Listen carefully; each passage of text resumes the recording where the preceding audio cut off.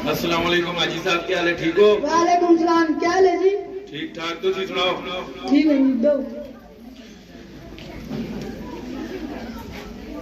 तुसें पता है आजकल वोट जड़े चलते हैं ते इस दफा वोट तो साथ की देने हैं। पता है हमेशा वोट तो किया संगी देते आए हो ते इस बारी वोट तो साथ संगी देने हैं। जना होया संग लारा ला के जोड़ दो तो थोड़ी चालो।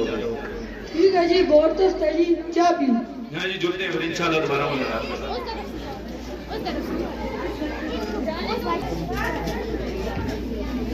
अस्सलाम वालेकुम हाजी साहब, ठीक हो?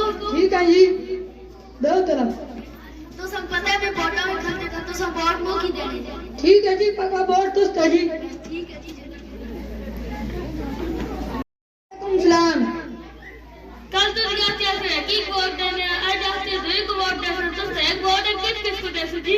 वो भी बड़ा ग्राही है, भी बड़ा ग्राही है। मिले कि भी हपा का रखता जिसको मोड़े दिलाई है, जिना मोड़े ग्राहक सही है उसको वोट दसन। ठीक है ठीक है।